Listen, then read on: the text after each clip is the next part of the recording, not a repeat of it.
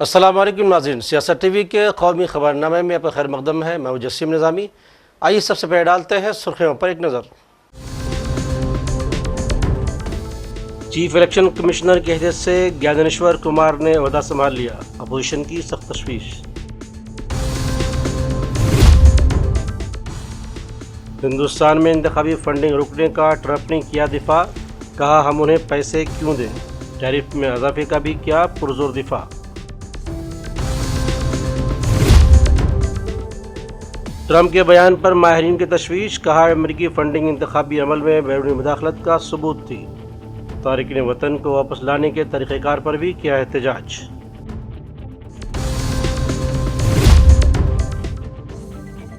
महाकुंभ मृत्यु कुंभ में बदल गया है, प्रयागराज और नई दिल्ली रेलवे स्टेशन में भगदड़ और अमवात पर ममता बनर्जी का रिमार्क।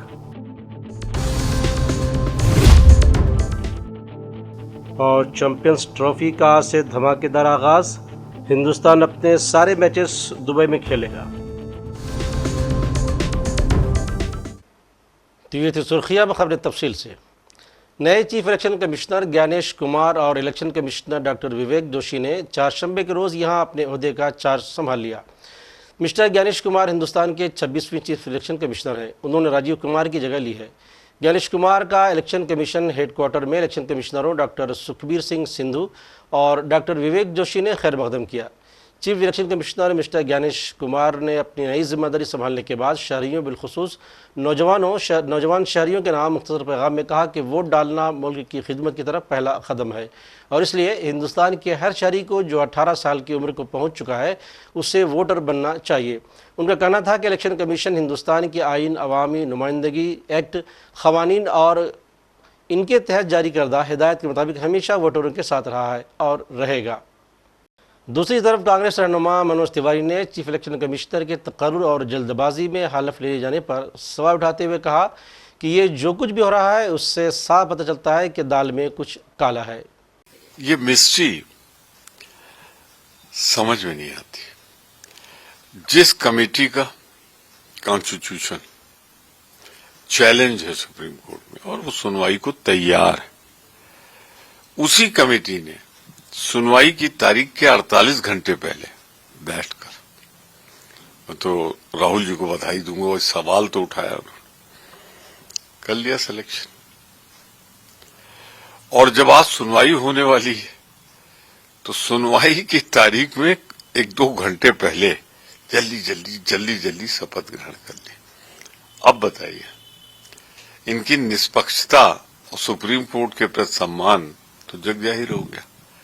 मैं सिर्फ इतना कहना चाहता हूं, न्याय सिर्फ होना नहीं चाहिए, दिखना भी चाहिए कि न्याय हुआ है, संदेह के घेरे में। उधर अमेरिकी सदर डोनाल्ड ट्रंप ने हिंदुस्तान में वोटिंग के फ़रोग के लिए दी जाने वाली $2 करोड़ की अमेरिकी फंडिंग को रोकने के फैसले का दिफा किया है। उन्होंने सवाल उठाया है कि अमेरिका को हिंदुस्तान जैसे मुल्क को ऐसी माली मदद फराहम करने की क्या ज़रूरत है जबकि उसके पास पहले ही वाफर वसाइल मौजूद हैं। वाज़ेह है कि ये फैसला महकमे डोज यानी DOGE ने 16 फरवरी को लिया था, जिसकी क़यादत एलन मस्क कर रहे हैं। इस फैसले के तहत मुख्तलिफ ममालिक को दी जाने वाली फंडिंग रोक दी गई है, जिसमें हिंदुस्तान के इंतखाबी अमल में शमूलियत बढ़ाने के लिए मुख्तस $2 करोड़ भी शामिल थे। महकमे डोज ने वाज़ेह किया है कि अमेरिका ने हिंदुस्तान में वोटिंग फ़ीसद में इजाफा करने के लिए चलाए जाने वाले प्रोग्राम के फ़ंड में कमी का फ़ैसला किया है। काबिल ज़िक्र बात यह है कि ट्रंप पहले भी हिंदुस्तान की ज़्यादा टैरिफ पर बयान दे चुके हैं और उसे दुनिया के बुलंद तरीन टैरिफ वाले ममालिक में शुमार करते हैं। उन्होंने टैरिफ के हवाले से साफ तौर पर कहा था कि वो इस मसले पर बात करने के रवादार नहीं हैं। Social Security, 6,054,000 people. Well, that's okay. Maybe that's possible. 90 to 99, maybe it's possible. It's a lot of people, though, at that. But people that live to 100 to 109, 4,734,000. Wow, that's a lot. That means over 100 years old. They have 4 million people. I don't know too many. I know people that are doing great in their 90s, but not too many people over 100. But over 120, from 120 years old, people that are 120 years old up to 129, 3,472,000 people. Wow. That can't possibly be, because the record is like I think it's one person, a woman, lived to 127, but they have 3,472. Okay, but now we're going really in. People from 130 years old to 139-year-old, 3,936,000. Wow. I wonder if people are getting paid with all this. I mean, are these checks? And that's what we're checking right now. People from 140 years old to 149 years old, 3,542,000, 140 years old and beyond. Now we're really going, because we're looking to break the record by 25 years. People from 150 years old to 159 years old, 1,345,000. These are in the, by the way, these are in the computer files. This is what they do well. They're super. I asked Elon, who are these Doge people? He said they're super brilliant computer people and they love the country. It's simple. Wait a minute. People from 160 years old to 169 years, 121,000. So 160-year-old people. 170 to 179,000, 6,087. But now, let's go into the real numbers. From 200 to 209 years old, 879 people. From 210 years old, I haven't met any of them. And if I did, I would bless them. I would worship the ground they walk on. इधर गुजरात में कांग्रेस के कायदीन ने हिंदुस्तानी शहरियों के तईं Trump के रवैये की कड़ी मजम्मत करते हुए कहा है कि तारिकीन वतन को जिस तरह से वीडियो में जकड़ कर लाया जा रहा है वह नाकाबिले बर्दाश्त है। टैरिफ और फंड के हवाले से ट्रंप के बयान की भी मजम्मत की गई है। अक़वाम मुत्तहिदा में हिंदुस्तान के मुस्तकिल नुमाइंदे और सफ़ीर पी हरीश ने अक़वाम मुत्तहिदा पर पुरज़ोर अंदाज में कहा है कि जम्मू कश्मीर हिंदुस्तान का अटूट अंग है और हमेशा रहेगा। उन्होंने पाकिस्तान की गलत मालूमात की मुहिमों की सख्त मजम्मत की है। उन्होंने कहा कि जम्मू कश्मीर के लोगों ने अपनी हुकूमत को मुंतखब करने के लिए गुज़िश्ता साल बड़ी तादाद में वोट दिया है।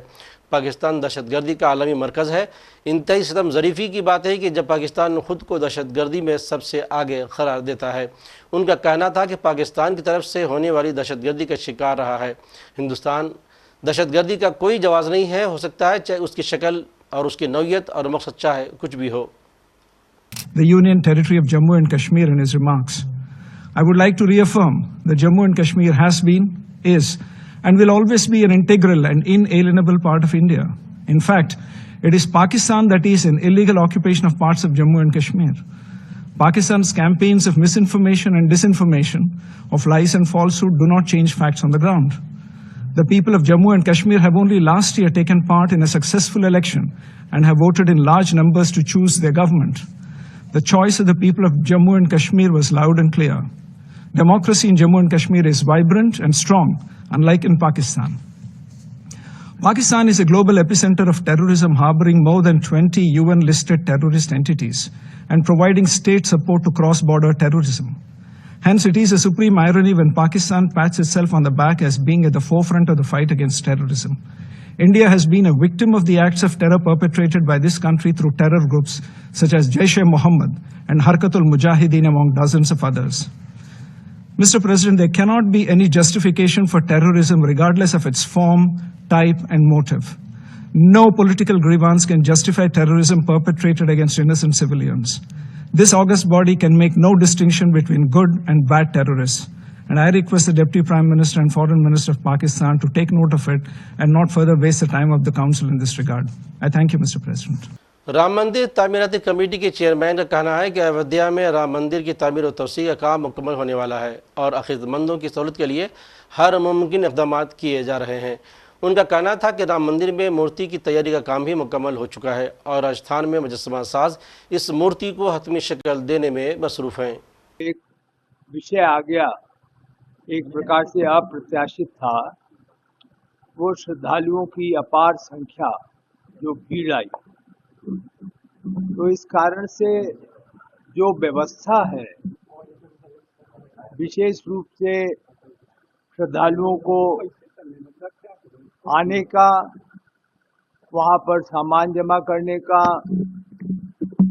जो सुरक्षा व्यवस्था थी, स्कैनर लग कर जांच कराने का, और निकासी का, इस सब की अब हम लोगों को समीक्षा करनी पड़ रही है, क्योंकि अनुभव ये आ रहा है कि जिस आयाम के लिए हम लोगों ने मंदिर में सुविधाएं प्रदान की, प्रयास किया और उसका एक तरीके से प्लानिंग की, तो वो प्लानिंग पूरी तरीके से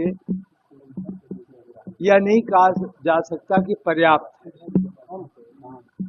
कल समीक्षा में पूरे दिन इस विषय पर चर्चा की गई कि जो श्रद्धालु सुविधा केंद्र है उसमें क्या परिवर्तन किया जाए, जो अंदर आने के बाद बाहर दक्षिणी मार्ग से निकासी है वह एक से अधिक निकासी बढ़ाई जाए और उसके अनुसार जो है निर्माण कार्य किए जाएं। तो कुछ प्रारंभिक निर्णय कर लिए गए।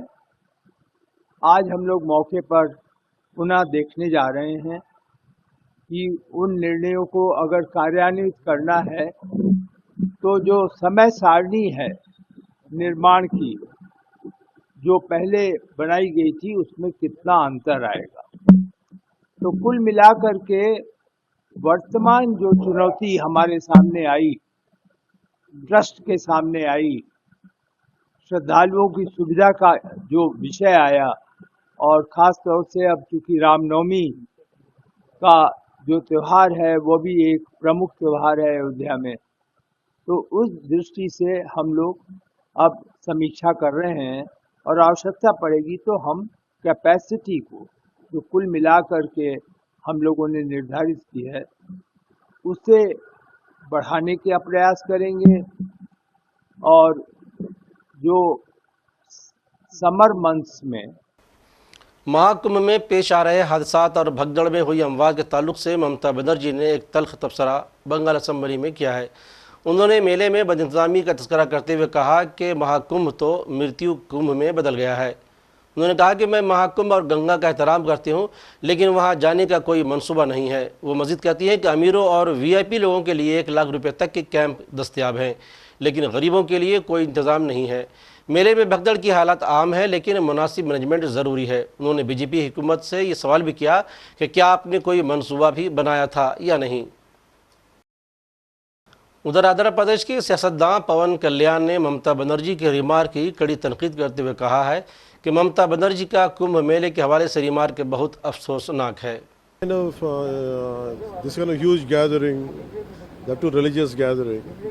I think the problem with our approach in our leadership is, it's very easy to comment on Sanatana Dharma or Hindu Dharma.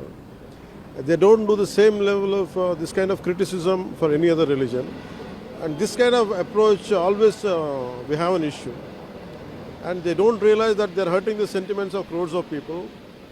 And it is not like mismanagement, because lakhs of people coming together itself is the biggest task, and that too for going on for more than 50 days is the toughest challenge for any government.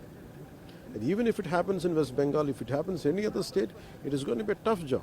Even a simple political gathering itself will have some issues. And that too, having such a continuous gathering for more than 50 days, close to 50 days, and it is going on like this. And it is not that we want bad things to happen, unfortunate incidents to happen, but we wish, I think Yogi ji Sarkar is doing an excellent job, and it is unfortunate such events happen, and I urge. Samajwadi party के general secretary Azam Khan के बेटे अब्दुल्ला आजम के jail से बाहर आने का रास्ता हमवार हो चुका है। दुश्मनाना मिल्कियत से मुतल्लिक़ मामले में अब्दुल्ला आजम की जमानत मंजूर हो चुकी है। रामपुर के एमपी एमएलए मजिस्ट्रेट कोर्ट ने अब्दुल्ला को जमानत पर रिहा करने का हुक्म सादिर कर दिया है। उम्मीद की जा रही है कि 3 से 4 दिनों में वो जेल की सलाखों से बाहर आ जाएंगे। एक वक्त था जब आजम खान, उनकी शरीक हयात फातिमा और बेटा अब्दुल्ला आजम तीनों जेल में बंद थे। तरीन पहले ही जमानत पर जेल से बाहर आ चुकी हैं और अब्दुल्ला की रिहाई का परवाना भी सादिर हो चुका है। दुनिया क्रिकेट की 8 सरफहरिस्त टीमों के दरमियान आज से मुकाबला शुरू होने वाला है। चैंपियंस ट्रॉफी 2025 का पहला मैच आज खेला जाएगा। 8 साल बाद इस टूर्नामेंट का इनेकाद किया जा रहा है, इसलिए सभी को बेसब्री से टूर्नामेंट शुरू होने का इंतज़ार है। दिलचस्प बात यह है कि चैंपियंस ट्रॉफी 2025 की मेज़बानी पाकिस्तान कर रहा है, लेकिन हिंदुस्तानी टीम अपने तमाम मैचेस बशमूल वाइबर्ड मॉडल के तहत दुबई में खेलेगी। और आखिर में सुर्खियों पर एक और नज़र। चीफ इलेक्शन कमिश्नर की हैसियत से ज्ञानेश्वर कुमार ने ओहदा संभाल लिया, अपोजिशन की सख्त तशवीश। हिंदुस्तान में इंतखाबी फंडिंग रुकने का ट्रंप ने किया दिफा, कहा हम उन्हें पैसे क्यों दें, टैरिफ में इजाफे का भी किया पुरजोर दिफा।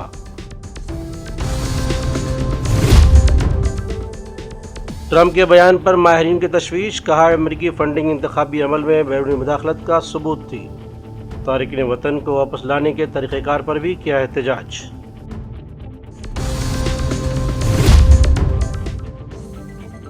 महाकुंभ मृत्यु कुंभ में बदल गया है, प्रयागराज और नई दिल्ली रेलवे स्टेशन में भगदड़ और अमवात पर ममता बनर्जी का रिमार्क। और चैंपियंस ट्रॉफी का आज से धमाकेदार आगाज, हिंदुस्तान अपने सारे मैचेस दुबई में खेलेगा। तो नाज़रीन, सियासत टीवी के कौमी खबरनामे में आज बस इतना ही। मज़ीद अपडेट्स के लिए आप बने रहे सियासत टीवी के साथ, और मुझे और सियासत टीवी की पूरी टीम को दीजिए इजाज़त। अल्लाह हाफ़िज़।